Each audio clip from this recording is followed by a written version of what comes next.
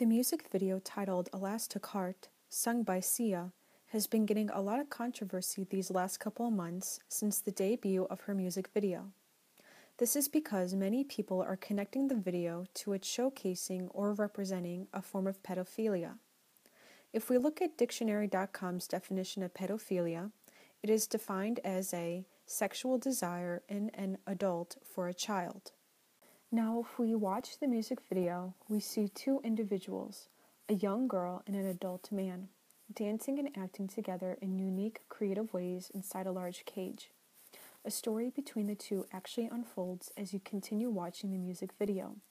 Both the man and the girl are wearing skin-colored tights, which can trigger a lot of emotions and ideas in people, perhaps another reason why the video is so controversial.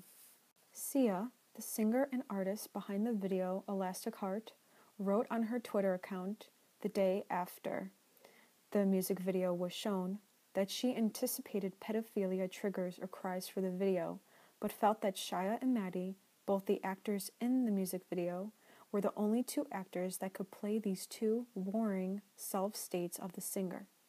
My intent, she wrote, was to create emotional content, not to upset anybody. Therefore, Sia's intentions were to have these two individuals express what she thought represented her and her mind state, or self-state, as she called it. Then, in a behind-the-scenes of Elastic Heart music video on YouTube, Sia goes more into detail as to what these two characters represent.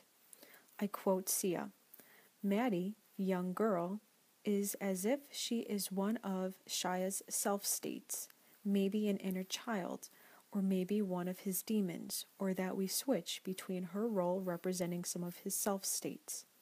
The director of the music video also added, "Where essentially I see them as the same person. The cage is the skull. You beat yourself up, you love yourself." So now we know what's behind the idea of Elastic Heart, that this video simply is showing mind states or self-states of the artist, Sia, and the actors are visually portraying it. The problem is that we are so quick to judge before we actually do the proper research and understanding what is really going on behind the scenes of this video. Perhaps we have been so imprinted and conditioned into the topic of pedophilia, and in many cases make fun of it, that we cannot see a child and an older adult acting or dancing together without having sexual thoughts about it. There are cartoons, such as Family Guy, who make fun of pedophilia by presenting Herbert the pervert, an older man who is attracted to younger boys, and this is made as a comedy. Perhaps this is why the youth like to poke fun of pedophilia, because it's made fun of in cartoons. Yet, we have the reality of pedophilia being an actual problem. If we watch or read news, we read or see not only cases of pedophilia, but child porn and child abuse as well. With having mixed messages coming from news and media about pedophilia, it can be hard on how to be or feel towards this point.